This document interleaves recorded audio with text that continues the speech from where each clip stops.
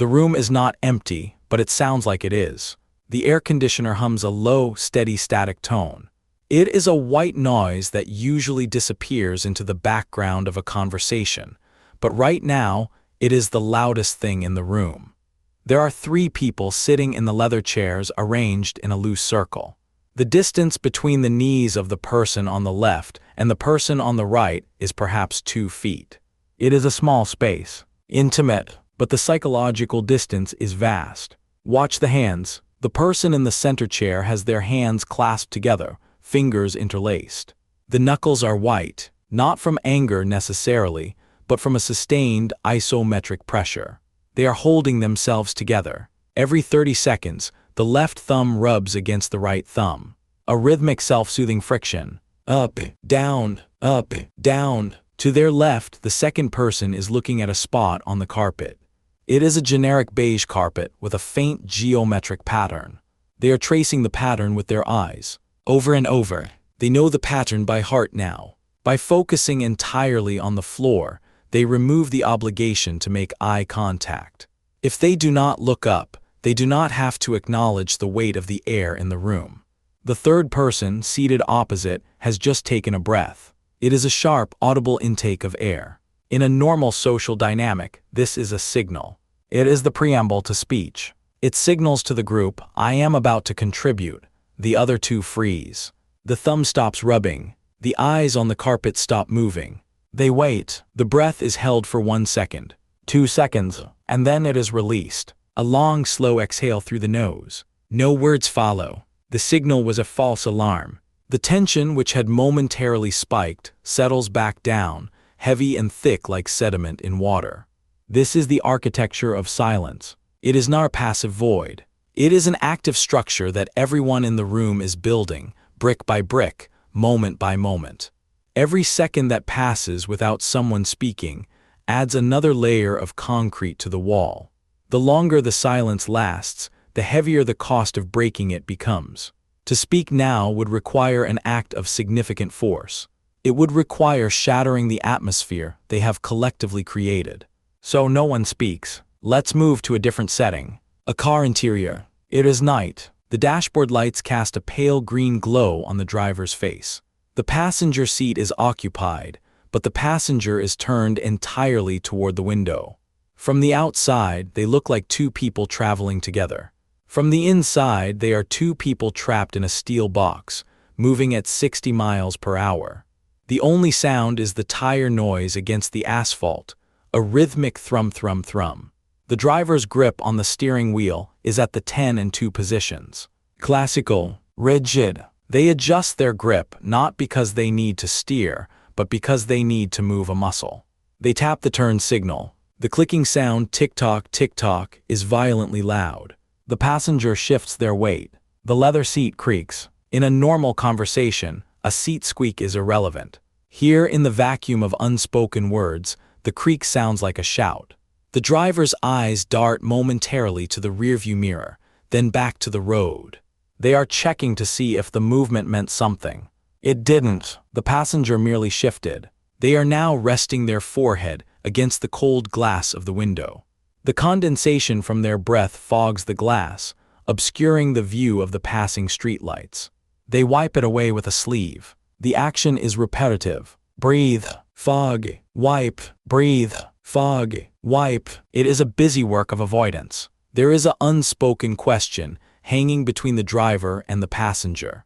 It fills the cabin. It sits on the center console between them. Neither of them will pick it up. If you listen closely to the silence in the car, you can hear the cognitive load.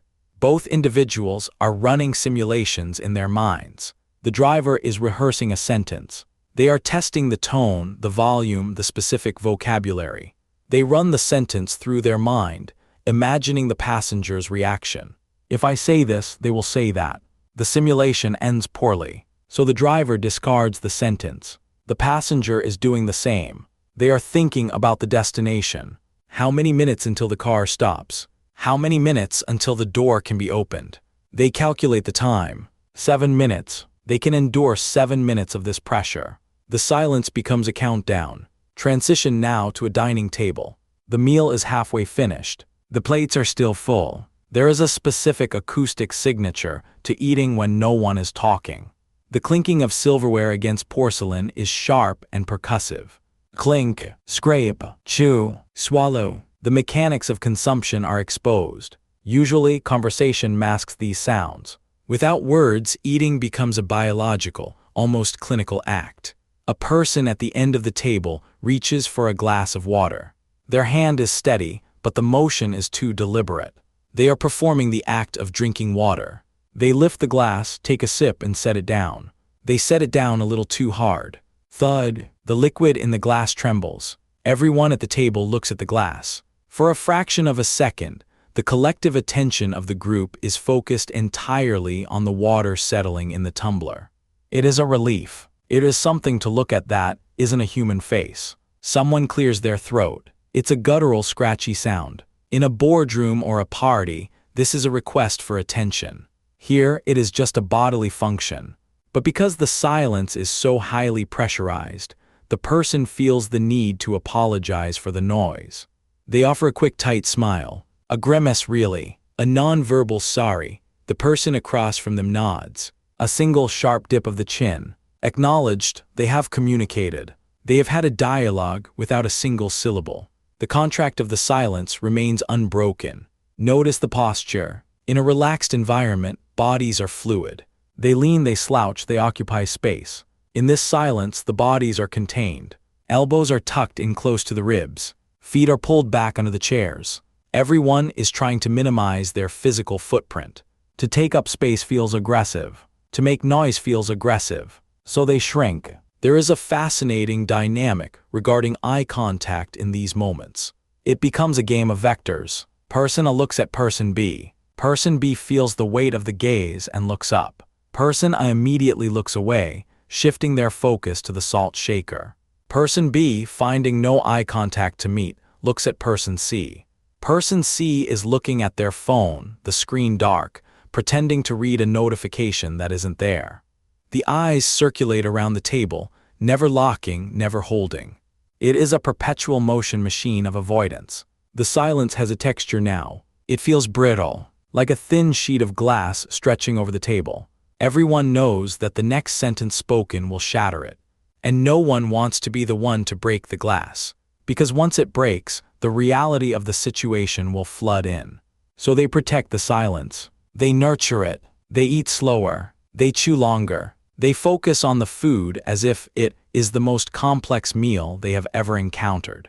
Back in the office setting, the silence is different. It is professional, metallic. A document sits on the desk. Two people are reading it. One stands leaning over the desk, knuckles resting on the wood. The other sits leaning back, hand over their mouth. The standing person turns a page. The paper makes a crisp, dry, snapping sound. The seated person does not blink. They are staring at a specific paragraph. They are not reading it anymore. They read it 3 minutes ago.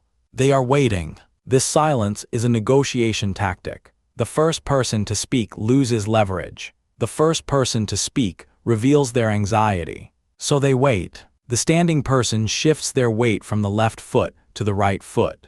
The floorboard groans slightly. They check their watch. It is a calculated gesture. It implies, my time is valuable. This silence is costing you. The seated person sees the gesture but ignores it. They remain perfectly still. Their breathing is shallow, almost imperceptible. They are mimicking the stillness of a predator. The air conditioning cycles off. Suddenly, the room is truly quiet. The white noise is gone. Now, you can hear the hum of the fluorescent lights overhead. A high-pitched electric whine. You can hear the sound of a stomach rumbling. A purely physiological sound that echoes in the dead air. The standing person stiffens. The biological noise has introduced a vulnerability. It is a crack in the armor. The seated person's eyes flicker up for a microsecond, acknowledging the sound, then go back to the page. It is a subtle power move. They have noted the other person's humanity, their lack of control, and dismissed it. The silence stretches. It is no longer just an absence of noise. It is a presence. It occupies the third chair in the room.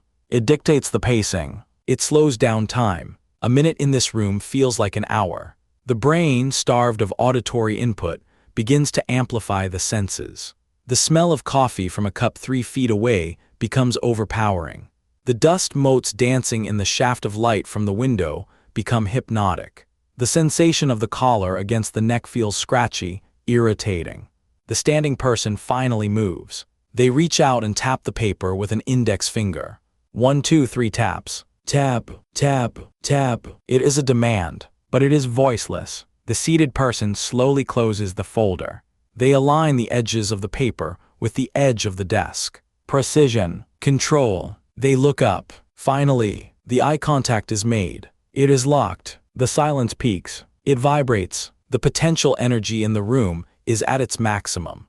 The words are there, stacked up behind the teeth, ready to spill out. The brain has formulated the argument, the defense, the accusation.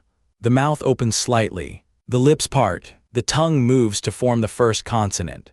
But the moment holds. It stretches. The gaze holds. And the silence continues.